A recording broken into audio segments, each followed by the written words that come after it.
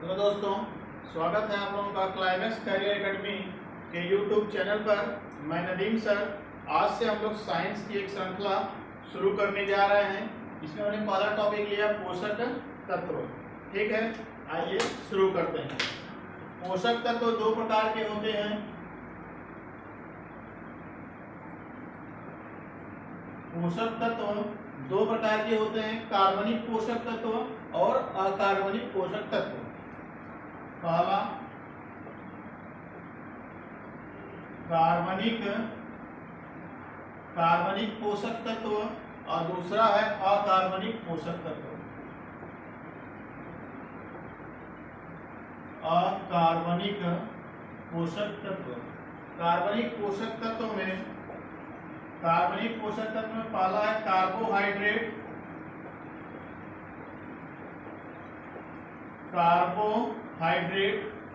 इसके बाद protein, carbohydrate, protein, वसा,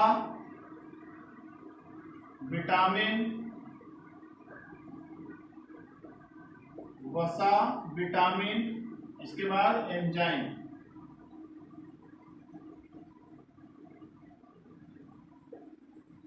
पोषक तत्व को दो भागों में बांटेंगे। पहला कार्बनिक पोषक तत्व और अकार्बनिक पोषक तत्व। कार्बनिक पोषक तत्व में कार्बोहाइड्रेट, प्रोटीन, वसा, विटामिन एवं एंजाइम। अकार्बनिक पोषक तत्व में जल और खनिज लवण। खनिज लवण में पोटेशियम,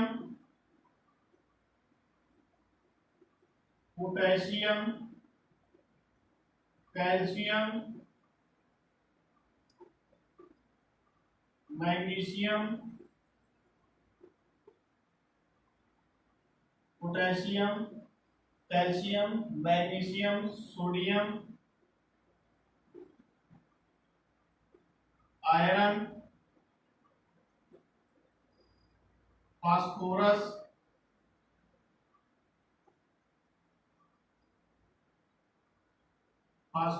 आदि। अकार्बनिक पोषक तत्वों में जल और खनिज लवण। खनिज लवण में potassium, calcium, magnesium, sodium, iron एवं फास्फोरस।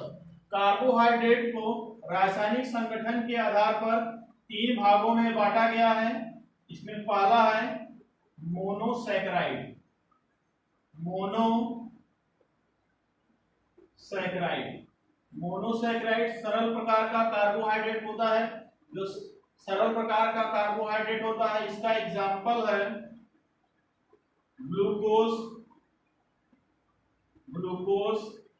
और फ्रैक्टोज।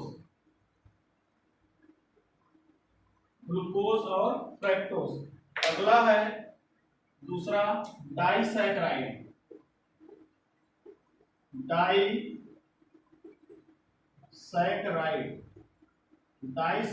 का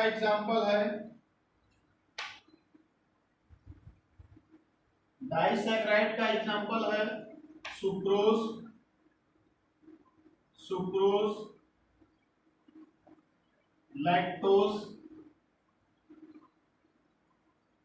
सुक्रोज, लैक्टोज एवं माल्टोज। नेक्स्ट है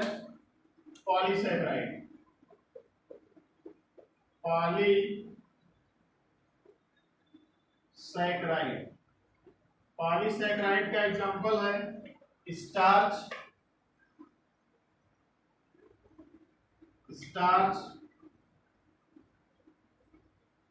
ग्लाइकोजन,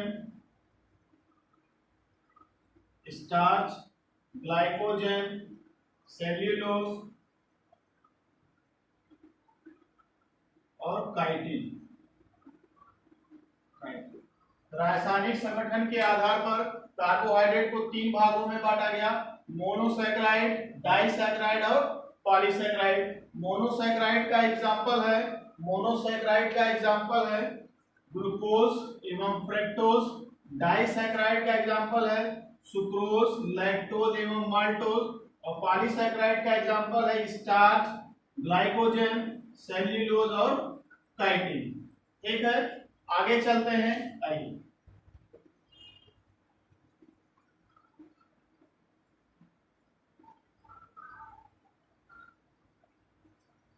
पहला हम लोग देखते हैं कार्बोहाइड्रेट।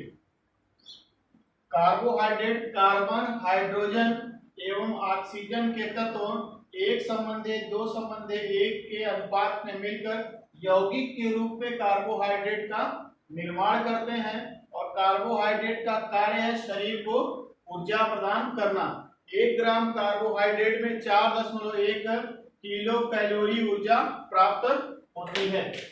तो कार्बोहाइड्रेट कार्बन, कार्बन, हाइड्रोजन एवं ऑक्सीजन, कार्बन, हाइड्रोजन एवं ऑक्सीजन के तत्व एक संबंधी दो संबंधी एक के अनुपात में मिलकर, एक संबंधी दो संबंधी एक के अनुपात में मिलकर यौगिक के रूप में कार्बोहाइड्रेट का निर्माण करते हैं। और कार्बोहाइड्रेट का कार्य शरीर को ऊर्जा प्रदान करना, शरीर को ऊर्जा प्रदान करना, शरीर में ईंधन के रूप में कार्य करता है। और कार्बन, हाइड्रोजन एवं ऑक्सीजन के तत्व एक संबंधी दो संबंधी एक के अनुपात में मिलकर यौगिक के रूप में कार्बोहाइड्रेट का निर्माण करते हैं। और इसका कार्य है शरीर को ऊर्जा प्रदान करना। 1 ग्राम कार्बोहाइड्रेट में 4.1 किलो कैलोरी, 1 ग्राम कार्बोहाइड्रेट में 4.1 किलो कैलोरी ऊर्जा प्राप्त होती है। तो कार्बोहाइड्रेट 3 तत्वों से मिलकर बना है यौगिक के रूप में और इसका कार्य है शरीर को ऊर्जा प्रदान करना। 1 ग्राम कार्बोहाइड्रेट में 4.1 किलो कैलोरी ऊर्जा प्राप्त होती है। कार्बोहाइड्रेट को रासायनिक संगठन के आधार पर 3 भागों में बांटा गया है। रासायनिक संगठन के आधार पर कार्बोहाइड्रेट को 3 भागों में बांटा गया है, जिसमें पहला है मोनोसैकराइड।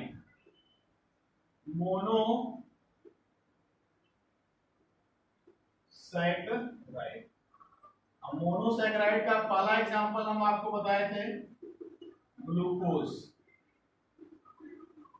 ग्लूकोज को यहाँ से 2 सवाल आते हैं।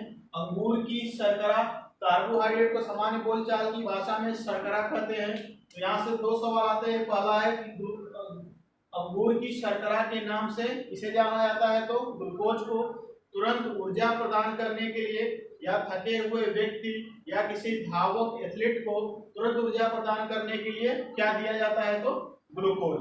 यहाँ से इसे अंगूर की शर्करा के नाम से जानते हैं। अंगूर की शर्करा, अंगूर की शर्करा के नाम से किसे जानते हैं? तो अंगूर की शर्करा के नाम से ग्लूकोज को जानते हैं। और धावक को तुरंत ऊर्जा प्रदान करता है। धावक को तुरंत ऊर्जा या थके हुए व्यक्ति को तुरंत ऊर्जा प्रदान करने के लिए क्या दिया जाता है? तो थके हुए व्यक्ति को तुरंत ऊर्जा प्रदान करने के लिए ग्लूकोज। या इस सवाल इस टाइप का तरह भी पूछ सकता है, ग्लूकोज किस प्रकार की शर्करा है? तो ग्लूकोज मोनोसैकराइड। इसका एक अगला एग्जांपल था फ्रक्टोज।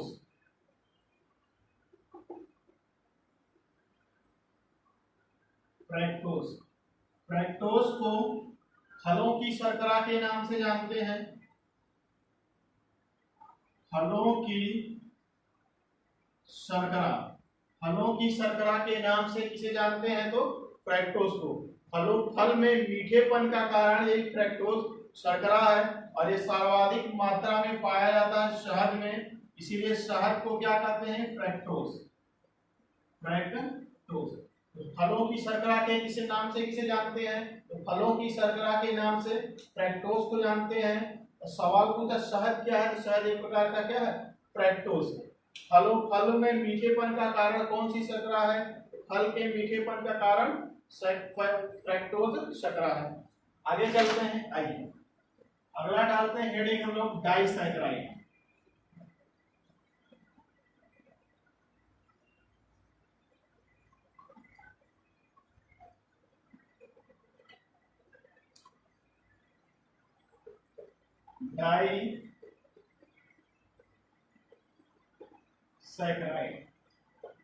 डाइसैकेराइड का पहला एग्जांपल है सुक्रोज।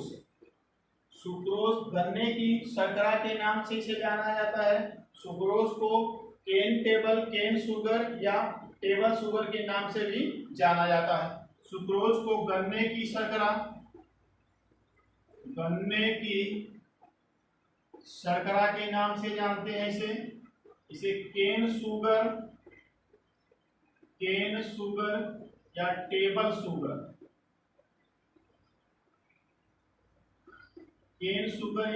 शुगर के नाम से जाना जाता है।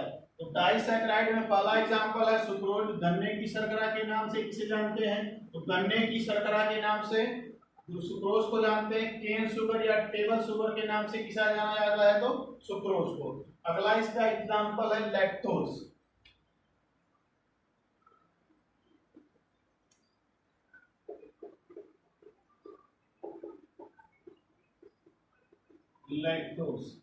लैक्टोज को दूध की शर्करा के नाम से जाना जाता है। लैक्टोज को दूध की शर्करा के नाम से लैक्टोज को जाना जाता है। और इस दूध को संपूर्ण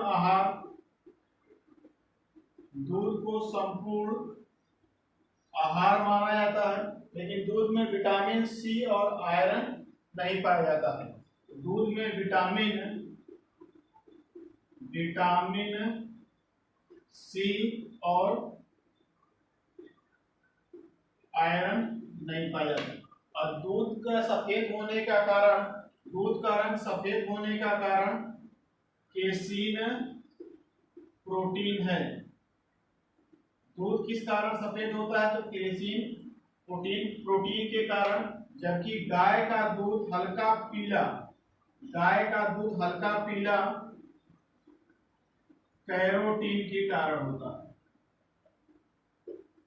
तो लैक्टोज दूध की शर्करा के नाम से किसे जानते हैं? तो दूध की शर्करा के नाम से लैक्टोज को जानते हैं। दूध में कौन सी विटामिन नहीं पाई जाती? तो दूध में विटामिन सी नहीं पाया। विटामिन सी और आयरन क्या दूध में नहीं पाया था। दूध का रंग सफेद होने का कारण केसीन प्रोटीन है। गाय के दूध का हल्का पीलापन का कारण है कैरोटीन प्रोटीन। डाइसैकेराइड में लैक्टोज किस प्रकार की शर्करा है? तो लैक्टोज डाइसैकेराइड प्रकार की शर्करा है। दूध की शर्करा के नाम से किसे जानते हैं? लैक्टोज। दूध में विटामिन सी और आयरन नहीं पाया जाता है। दूध के सफेद होने का कारण केसीन प्रोटीन है। जबकि गाय के दूध का हल्का पीला होने का कारण कैरोटीन है। अब डाइसैकेराइड में एक और बचा है माल्टोज।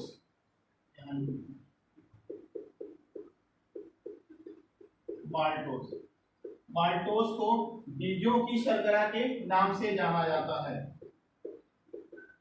बीजों की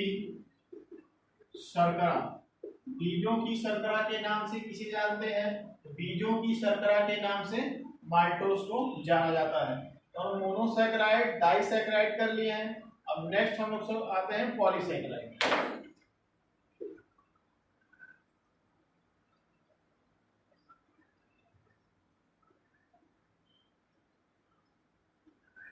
अगला है पॉलीसैकेराइड।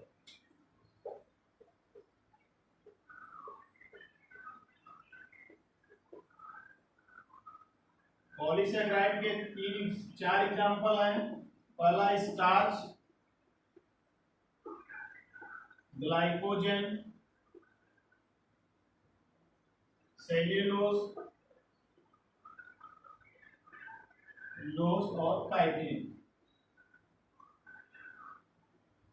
पहला हम लोग एग्जांपल देखते हैं स्टार्च। स्टार्च प्राप्त कहां से होता है? तो चावल और आलू से। और ये कैप्सूल का आवरण, सबसे इंपॉर्टेंट सवाल है, कैप्सूल का आवरण किसका बना होता है? कैप्सूल का आवरण स्टार्च का बना होता है। कैप्सूल का आवरण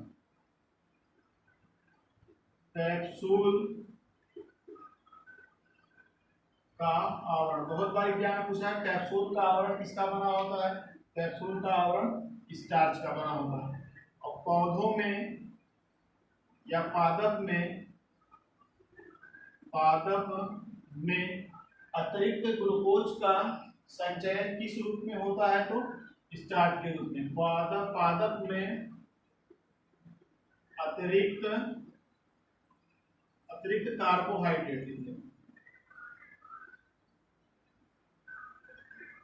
कार्बोहाइड्रेट का संचयन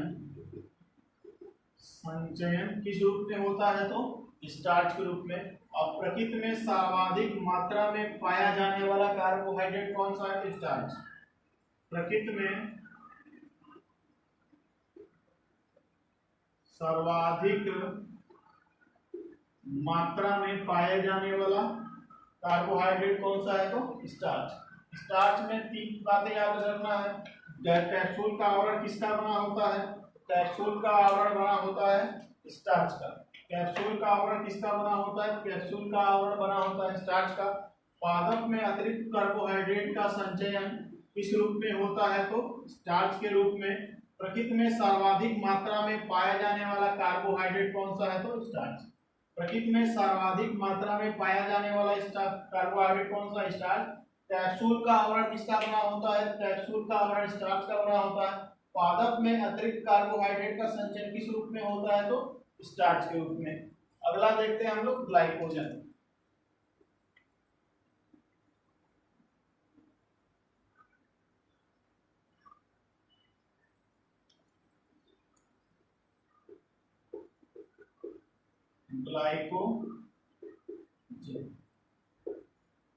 ग्लाइकोजन को जंतु स्टार्च के नाम से जाना जाता है।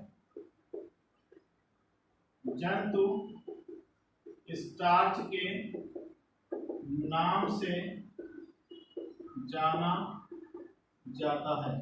जंतु स्टार्च के नाम से किसे जाना जाता है? जंतु स्टार्च के नाम से ग्लाइकोजन को जाना जाता है। और जंतुओं में अतिरिक्त ग्लूकोज का संचयन, अतिरिक्त कार्बोहाइड्रेट का संचयन किस रूप में होता है? तो ग्लाइकोजन के रूप में। जंतुओं में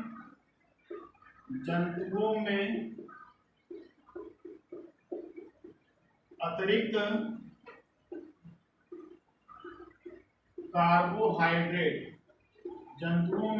कार्बोहाइड्रेट का संचयन,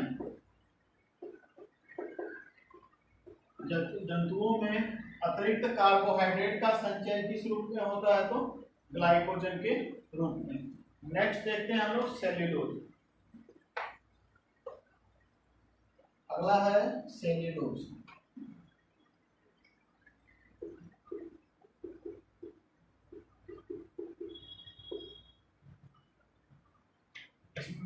पहला सबसे इंपॉर्टेंट है, पादप कंकाल किसका बना होता है? तो सेल्यूलोज का। पादप कंकाल सेल्यूलोज का बना होता है। अब नेक्स्ट है काइटिन। जंतुओं का, अकशेरुकी जंतुओं का बाह्य आवरण किसका बना होता है? किस कार्बोहाइड्रेट का? तो काइटिन। अकशेरुकी